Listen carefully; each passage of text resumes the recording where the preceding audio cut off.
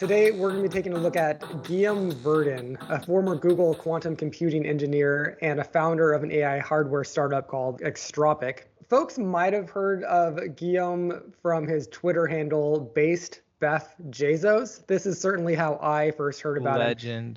Legend. Yeah, like Twitter handle. Right away. Right away, I kind of like this guy just because of that. Because like, there's some wit there, there's some humor, and it's poking fun, but it's also like, yeah, it's very good. It's very good. Yeah.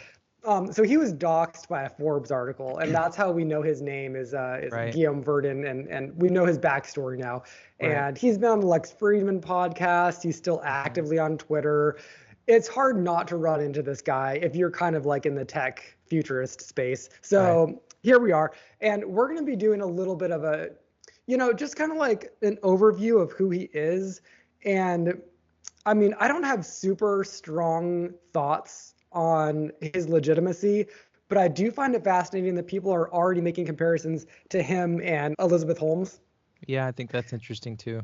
I think that you just can't get away from that if you are in this space, right? At some level, if you are doing something that's egregiously optimistic and pro tech, without like any cynicism baked into it, I think that you're going to be lumped into that circle. Can you illuminate the Elizabeth Holmes parallel for me? Because from what I understand, he's just innovating a different way of computing. I listened to a lot of stuff where he's talking, and I read a couple things too, and I didn't hear a product mentioned, or even like a practical application mentioned.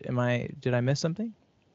I do know, I mean, it just comes down to like the wild promises he's making. And there's a little bit of like, who is this guy who just like says he's going to change AI computing? Right. And I mean, I'm not like an expert in any of those fields like at all, but just like I wasn't an expert in anything that Elizabeth Holmes was doing, but you can kind of see like she's on a stage presenting this thing on the cover of Time magazine, and it's just too good to be true. I think maybe that's like the test. It's like, is this too good to be true? Aside from all that, for whatever this is worth, I came into like doing a little bit of research on this Guillaume guy, kind of not liking him. I was like primed to not like him. Me too, dude. I mean, like seriously, I was I came in being like, I already don't like this guy. Yeah, me too. And I did actually listen to him on Lex Fridman's podcast when that came out, and that was a little while ago, and I turned it off. I found it kind of boring, and I found him boring, and I was just like, I tuned out. So my initial impression with him was not amazing, but he's grown on me, and I almost hate to say it, but I'm going to be a little bit pro Guillaume Verdon. I'm surprised you are too. I thought that at least one of us was going to come into this like very against him, but okay. He's eminently likable. Yeah, well, that's very interesting. I know. I was hoping to just like debate this right out of the gates, but apparently not. Son of a bitch. So, okay, first I want to talk about the effective accelerationism movement, and then get into Extropic. They're both very much related. Extropic being his company, but so when he was just known as based Beff Jezos on Twitter, he started talking about this thing called effective accelerationism, or EAC, and he wrote a little manifesto, and it is just like no brakes, full steam ahead technology. And we are just going to solve all of our problems by looking forward and not looking back and not slamming on any brakes, guys. Like, we're going for it, and this can be like very AI centric. What are your thoughts on this? Man, right off the bat, it was funny because that was one of the things that primed me. And reading the Forbes article first, I think primed me in a certain way to not like him, because the Forbes article is, it's a little shitty, like when you watch a bunch of the stuff that he's making. But for the effective accelerationism movement, the way that it was kind of pitched was exactly that. It was like all gas, no brakes. Fuck the world, we're going to innovate at all costs, and, governments can't hold us down, blah, blah, blah. It didn't come across that way anytime he explained it. It was much more nuanced and had like foundational principles that I by and large agree with, like decentralization. And it just kind of read to me, I didn't, I wanted to not like it because it always feels like when someone is like a demagogue, or when they have an extreme viewpoint, or they're proselytizing something, to me, my immediate first reaction is, oh, you're trying to fill a hole in yourself by proselytizing this thing, as we all do with all kinds of different shit all the time. I just didn't really get that energy from him. The way that he explained it, I found elegant and sufficient for me. The way that other people have explained it, I find problematic. So maybe I'm in some kind of middle ground. What about you? Would you kind of glean? I mean, I think that the name is a little bit unfortunate for whatever that is worth. I mean, it's definitely a play on effective altruism. Right. And effective altruism. Not a great piggyback marketing wise. No, it's kind of not. And like, apparently the effective altruism folks were I actually didn't know this until reading about it through the Guillaume lens, but apparently they ended up being very much like not full steam ahead on AI. They were talking a lot about the dangers of AI. I actually wasn't too keyed into that, but apparently that's why he did kind of like piggyback off the term to be like, we're still going to be having this mindset of broadly helping humanity in a very calculated way, but we're going to be full steam ahead on AI. I don't know. I actually do like the effective altruists in general. I like people who take the approach of we're going to be very much by the numbers to do a good thing, because the people in general who wake up in the morning and like, I'm going to be a good person and do good for the world. Oftentimes they're like the feely people, which is great. And we need the feely people, but I don't have faith that they will actually do the best things. And they're often doing great harm. Well, yeah, I mean, like when I grew up, I went to church twice a week, right? And the whole thing is like you're donating like 10% of what you make and it makes you feel good to do that. But you're doing causes like giving money to missionaries in Africa so that they can like proselytize Jesus to folks. And like, that is not a good use of money. Like, I am so sorry. That is not a good use of your hard-earned money. Like, don't do that. And the effective altruists would never have anybody giving money to a single person. Christians going to they just absolutely wouldn't do that. Totally. So that puts them on the right foot in my mind. I mean, we don't have to like talk about that too much, but in terms of effective accelerationism, I do think that the biggest problem with it is going to come down to the personalities behind it. So like you and me, like whether or not we like the Guillaume Verdon guy or you like Mark Andreessen, it's really going to come down to our opinion if we're just. Well, okay. So here's like actually why this idea is in my mind is like Kara Swisher hates this movement and she will go off on it. And it's just because she hates like Mark Andreessen's like anti-woke stance. And like, I get it. Like, I actually like Mark Andreessen, but like, I get why he would turn people off. Yeah. The people at the top of this, if they turn enough people off, it's going to by default turn people off from effective accelerationism. So I agree. Cause, the Andreessen, he was on one of the podcasts that I listened to and I was like, I fucking hate this little weasel. But like Guillaume is so measured. He really reminds me of another friend of mine that was working at Google X, who was also working on lasers and quantum computing. But just like, I feel like honestly, people talk a lot of shit about the culture in Silicon Valley because I think there are a lot of kind of boomer mentality crossover, corporate kind of idealists, people that are like baked in, dyed in the wool capitalists that are in that culture and not, great for any culture that they're in. But by and large, I've had quite a few friends that are in that kind of subculture who are, PhD candidates or PhDs or just really smart folks doing really interesting work. And there is a bit of a culture of it's the effective part. There's an emphasis on the effectiveness of everything in that culture, which could read as nerdy and boring, but at the end of the day, it's actually very effective. Like I find that when I'm having conversations with friends of mine that are kind of in that world, a lot of the language revolves around whether an idea is useful or not, or whether a concept is utilitarian, which is, for me, even at an emotional level, a critical step in the thought process that I think often gets missed.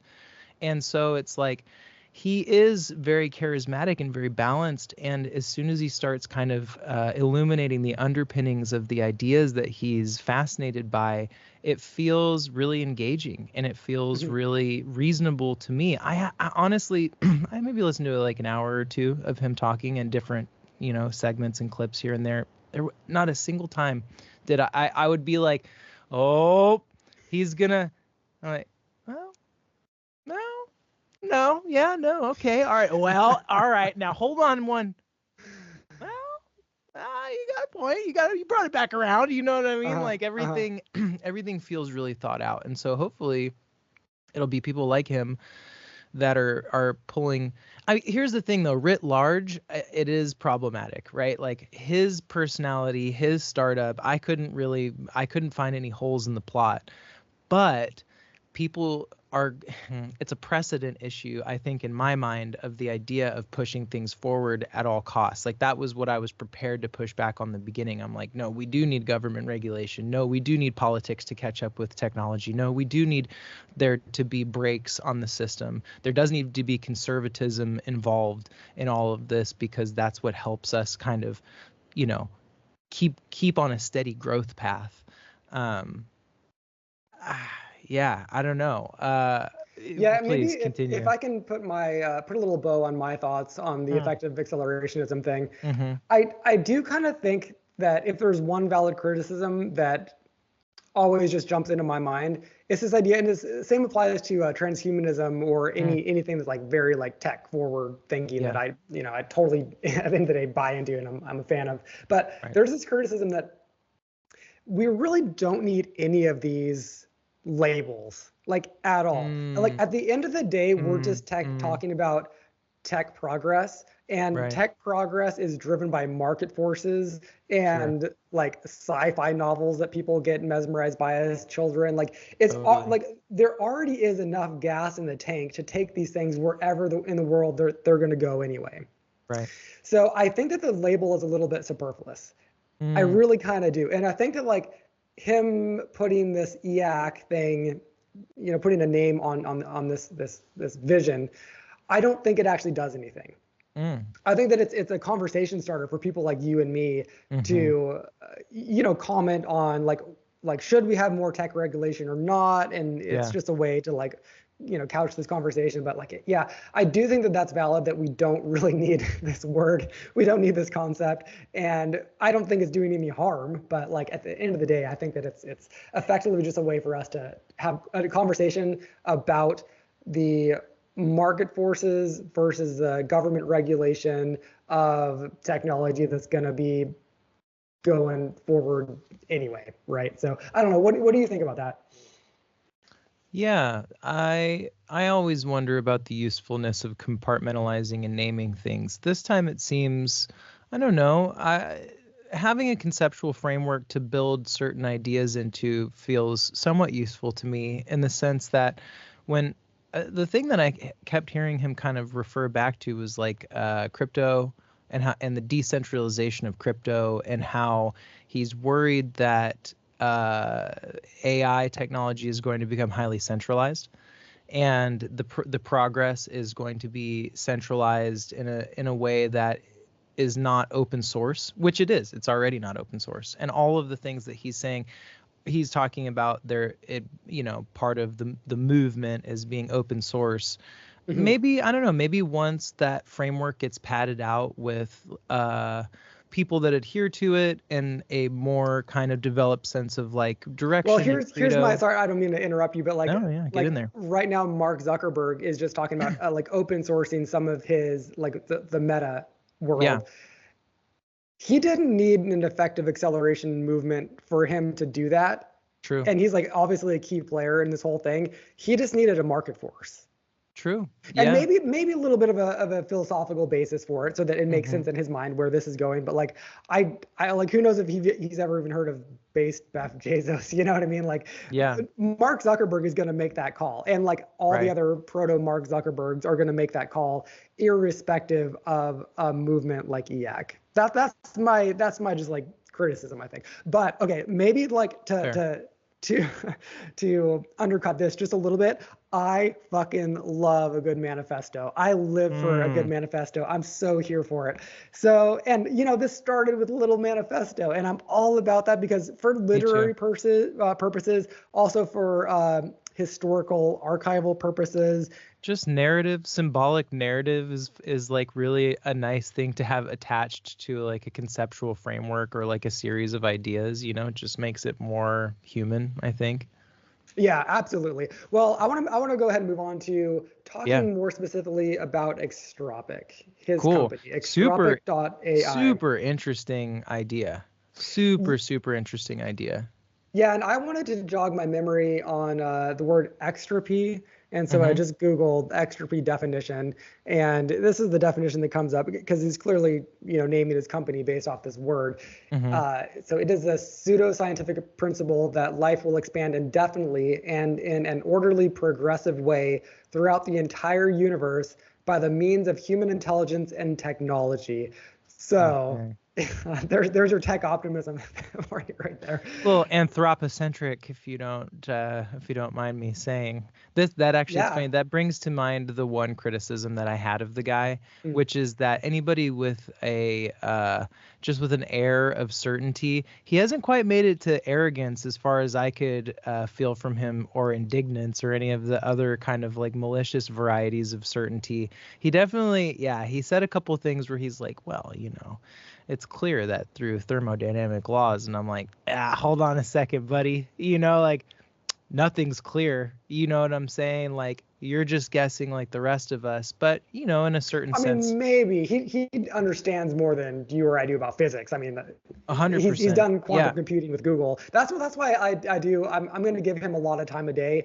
Just because like he isn't Elizabeth Holmes, who I believe like was a Stanford dropout and didn't have much life experience. No, he's got a resume. Dude worked for Google doing quantum computing and doing real like actual hardware shit. Like you don't just stumble down the street and get that job, right?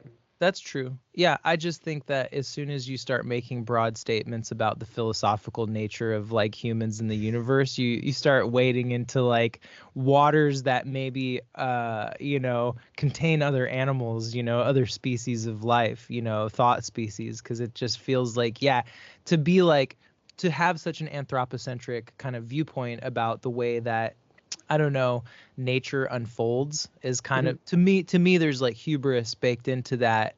But it does feel like I think the thing that I like about the guy is that he seems to have carried over a childlike optimism into a extremely backboned scientific existence as like an intellectual, which I like that. It does freak me out a little bit, but I like it. You know what I mean? Like the certainty that's required to kind of get a theory established and build a framework that's complex and sufficient is you have to have like a good amount of certainty. So it's like, also I will give him the time of day a little bit on that. Yeah. So the main reason we are talking about this today is because he recently released, I guess it's kind of like a mini documentary about his new company. Dropped on Twitter. I stumbled across it. There also is more documentary footage that's been coming out. We're going to go ahead and watch this 8-minute clip, and then we'll follow up with some comments. So hold this up right here. Okay, here we go. Is it like surreal to be holding this? Yeah, I mean, this idea came to me like 8 years ago. It was a whole journey through quantum computing to get to this point. It's really the first step for this new paradigm of computing that we think is going to change the world.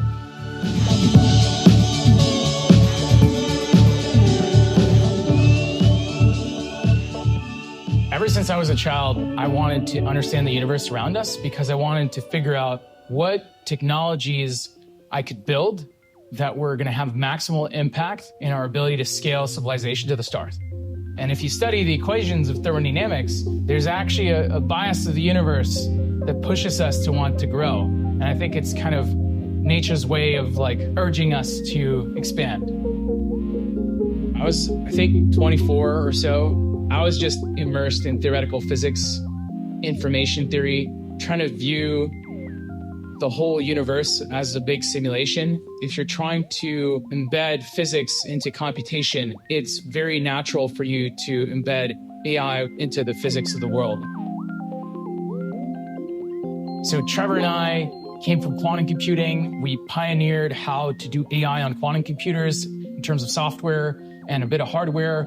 And what we realized was that noise was really the bane of our existence in quantum computing. And it's actually also a problem if you try to go low power with digital computers. And so what these devices do, they use the noise from heat, the jitteriness of the electrons as an asset rather than a liability. When I first learned machine learning with a background in physics, I just inhaled all this content and it felt like an idea was being beamed from space. And I was just like the conduit for this idea.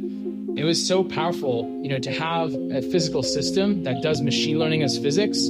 I thought I'd lost my mind, and I tried to discredit the idea, take it down for 6 years, but I couldn't, right? I couldn't convince myself that it wouldn't work.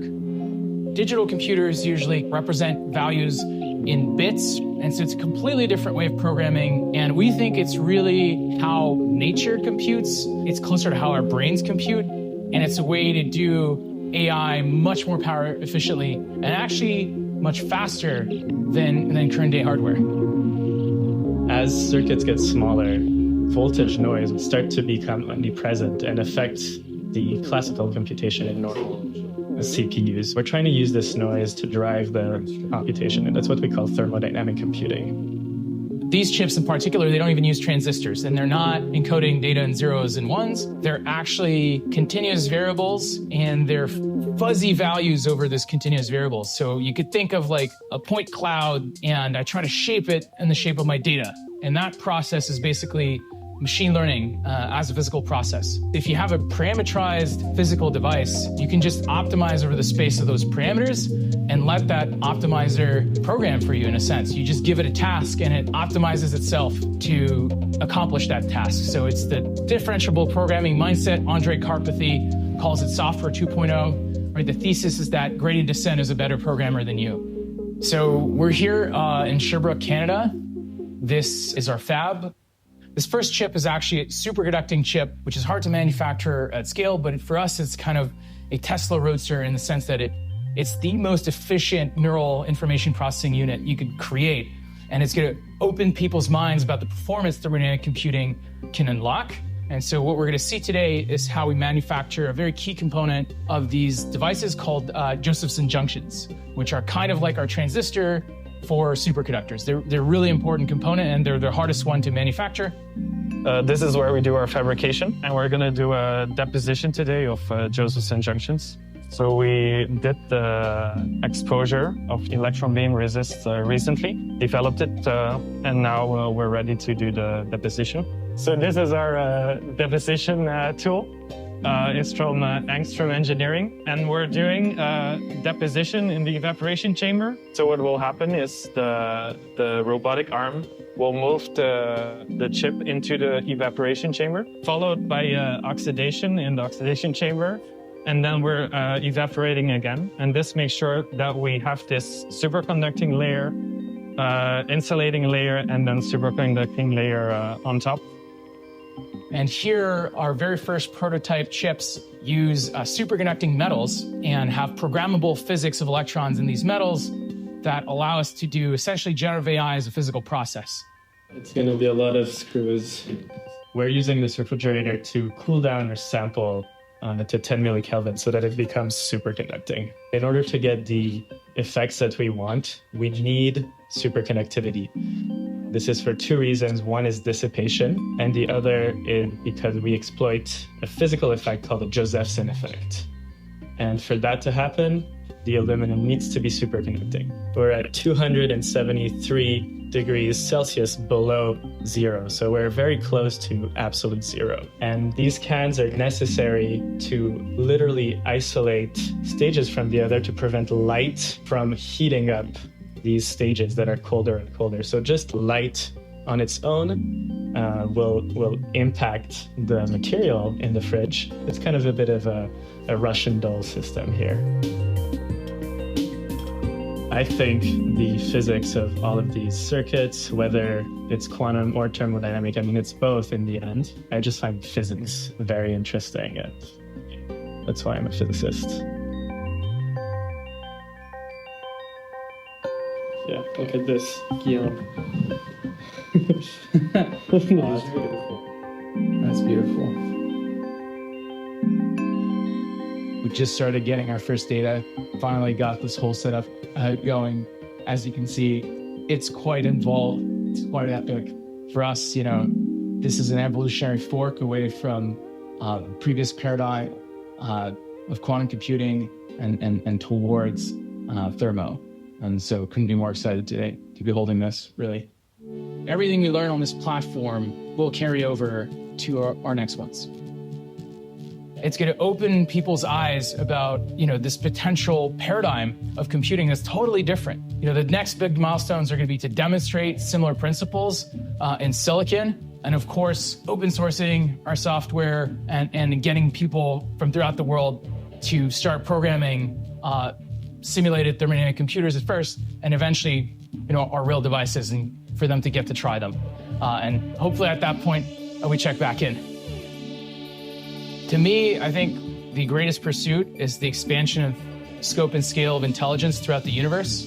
This technology we're building here is really a big step towards enabling that expansion, right? If you can get far more energy efficient computers that operate much faster by fundamentally running the AI algorithms differently in the devices using exotic physics, then you've completely changed the game. You can apply intelligence to really solve all the problems that perturb us and prevent us from being able to scale to the stars. I think it's really important that we don't just fight for our place in the dirt, but seek to grow in scope and scale and seek to the stars. Solving intelligence is solving a problem that will solve problems for us, right? And what we're seeking here is to solve for the ultimate embedding of intelligence into the physical world. We're operating at the very limits of physics here. This is what these devices demonstrate. They're as energy efficient as you can make intelligence, for all we know. So one thing that he said in another interview that I thought was just so fascinating is that it's almost random that we're able to do AI with our current computers. Our current computers weren't built to do AI. They were built to be doing simpler and other things. And it's just a random fluke that AI happens to work on what we built and the sorts of chips that we've been using. And this sort of a new device that he's envisioning is built for AI. Is built specifically for AI and to make AI efficient and more powerful. Cool. That just kind of resonates to me. He didn't say that in this video clip, but that's a point that's just kind of like, that makes sense. Like I get that. I just get that. Like the whole like just me too. Ones and zeros that we traditionally have for computers. AI is inherently more like our brains. Sure. It just seems like, you know, that's how we interact with it too. It's more interacting like with the brain. Right. And our brains aren't just simple ones and zeros. I mean, there's a little bit of that going on at some level with the neurotransmitters just going on or off. Like, but it's so much more than that. It's way more complex than that. Yeah. So what are your thoughts? Yeah, no, I completely agree. It seems one would think that it would be the way that he explains it, at least, that it would be a more elegant way to represent intelligence, to have something that's less binary. You know, honestly, dude, as I'm re-listening to this again, thinking of the Forbes article, thinking of seeing this guy on podcasts, unless there's something I'm missing, which I don't think there is at this point, it does to me carry the distinct flavor of powerful people don't like this guy. And I'm not like usually on that side. I'm pretty critical of most people's motives of their products. I mean, like, I'm pretty critical in general and skeptical in general of like, I like ideas, broad ideas, cool. But a lot of the times when it makes it down to the execution level, something is really slipping or missing. And like it doesn't seem like a product yet. It seems like more of a conceptual framework than anything else, which I don't have any problem with. It's a cool way to innovate computing. It seems like it could certainly be the next step in computing to utilize the faults that are kind of embedded in the system that we have to drive like an innovative process that's more efficient. I guess, the only thing that we're hurtling towards, and the thing that I think everyone's afraid of, and the elephant in the room, is like AGI, man. What happens when we finally reach full general intelligence and have a person on our hands? And I mean, I don't know. Sometimes I think, have we not crossed that barrier yet, and we just don't know it? Or we've got a lot of people that are carefully kind of keeping score of whether that has happened yet or not. But I think that a lot of this stuff's going to be moot once we have a person on our hands that can explain things to us, explain their own existence, philosophize on what they are and what they'd like to do with that intelligence. I think it's interesting. I think that the version that will be weaponized is the version that we have now, right? Like the version that'll be weaponized is the one where you input prompts and it outputs information in an aggregate kind of way. It's like once there's like the program as a person, it's going to be a lot harder, I think, to do that, to make it an input-output system. But it's like if you want to dominate a consumer base, or if you want to dominate like a demographic or something like that, then you would want the input-output model, unless you can enslave this like general intelligence to your whims, you know what I mean? But I don't know, that just seems like what everyone's afraid of, and that's why it seems like why everyone's upset is because we're tiptoeing towards AGI and we're all afraid of what's going to happen when we get there. Yeah, I mean, there are more and more people, it seems like now, working specifically to create AGI, and they're not even being coy about it anymore, which is, I think, kind of fascinating, because that is like more honest. That is where we're going. We are going to, to put on the sci-fi hat for a second, it does just kind of seem like the next step in human evolution, that we become part in evolution, not by evolving ourselves, but by creating the next higher being. And that would be the AGI. Like, I kind of get that just as like the the narrative of human, the human species and where we go next. But, I mean, it is kind of interesting. And I appreciate this, but the second this video dropped on Twitter, immediately like all the haters came out. That's Twitter for you, baby. And which the response that also comes out too is someone just posting, I actually think that being ambitious is a good thing. But I want to dog pile. I want to read a couple of the hater comments, just because let's let their voices be heard. This is Dominican Voices. I have a computer science degree, have been in the field for over 25 years, and still don't get what's revolutionary about what he's saying. 2 minutes in, you should hook the viewer with something compelling that kind of gives you an idea of what the big thing is that's coming along, but it's just words, and words. The guy either needs to hire a competent communication staff, or he's full of it. Kind of get that. Like someone else noted, he doesn't even talk about like a sample, like input, output, what exactly is happening here. It's a lot of just like the theory of what is happening with like a computer that, uses the word thermodynamic, and that the implication is that it takes less energy to do something that's not binary. Like I get that, but that is just all a lot of words, right? Sure.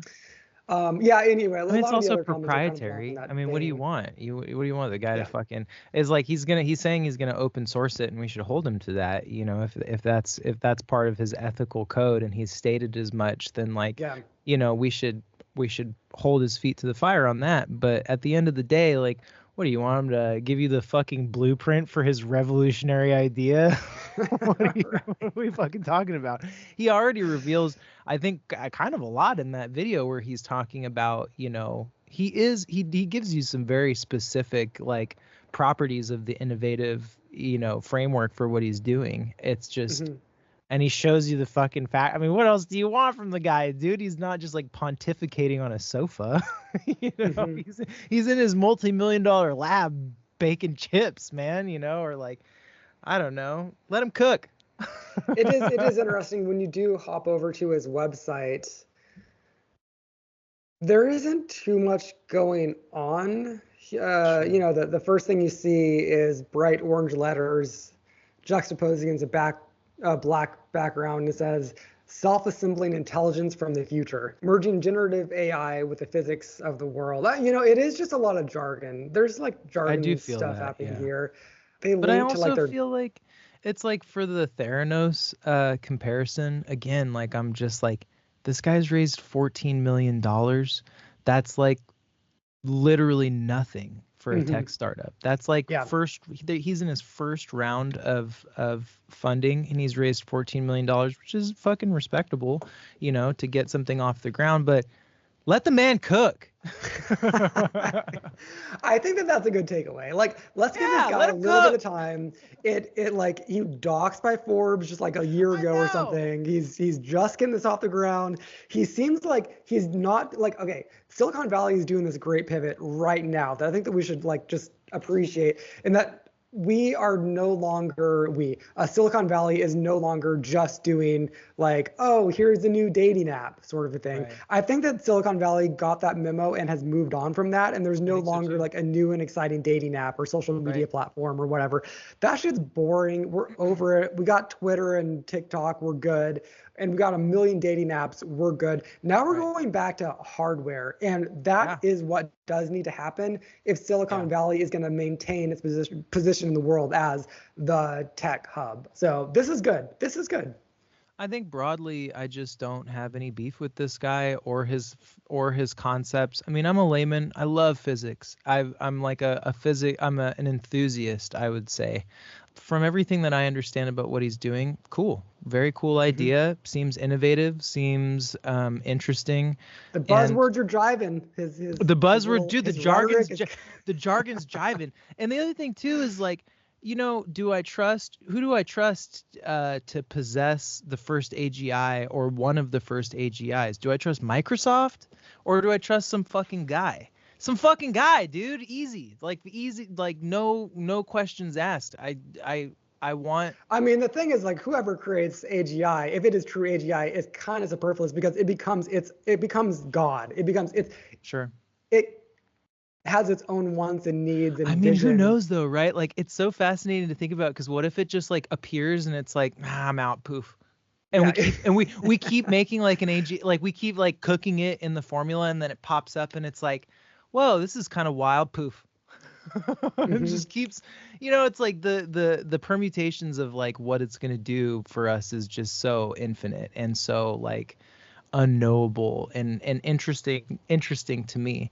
Like, the thing is, like, I wrote a book on the singularity survival guide. I've thought about this a lot, and I went through like a lot of scenarios, kind of like in a silly fashion, but like even I cannot imagine this. And I spent a lot of time thinking about it. I just simply cannot imagine it. My mind cannot wrap itself around a godlike artificial intelligence. I just can't. And so I get about a day into that thought experiment. And then I go, well, I don't know. I mean, it kind of seems like it would be able to solve all of our problems. You know what I mean? Like just kind of writ large generally, you know what I mean? And like, I don't know, is that the phase of evolution that every species goes through that extricates them from war, famine, and poverty? Is that they eventually, invent something that's able to kind of bring everybody up to an equitable level? You know what I mean? It's like maybe people are afraid of this shit because it's an equalizing force. We live in such a strictly hierarchical society, and we really are. It's so embedded in us, especially in capitalism, which like which presents itself as like an egalitarian kind of meritocratic system, but it's anything but. It's like clearly like an oligarchical hierarchy, you know what I mean? Like we just have, you know, yeah, man. So it's I don't know, man.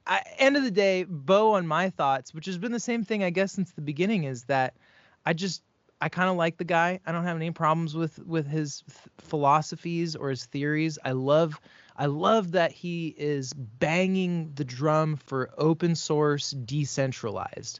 I'm like, well, nothing bad can happen then. You know what I'm saying? It's like we love to have this like I mean, people speculate about the bad that can happen.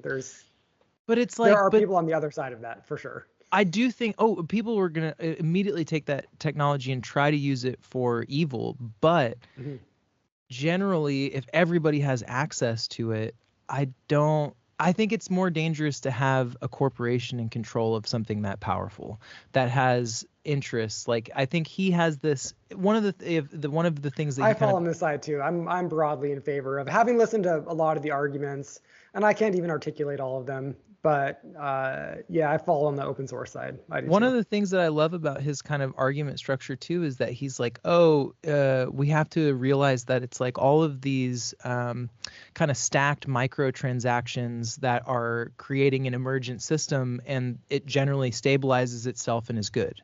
And I'm like, yeah, I can't really find any fault with that argument sitting in 2024 in like a pretty beautifully industrialized society with problems, but not the problems we were dealing with 100 years ago.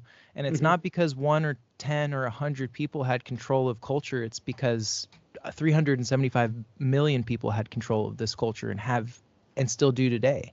You know, it's like, I dig it, man. Hey, well, I've got a hard stop, so I've got to jump. But I guess apparently we are Team Futurism is team-based Beff Jezos. So, all right, Guillaume, go get him. I'm keeping my fucking eye on you, Guillaume. No, I am too. I'm keeping my eye on this. And let's follow up on this in a few months and see what scandals have emerged. I'm sure they'll be plentiful. Or not. Yeah. But yeah. All right. Thanks, Dev. Until next time. Yeah. Right on. Yeah, I do. Yes. I gotta jump at exactly 11. Okay. So I'm glad we were able to wrap that up. But hey, really quickly, let's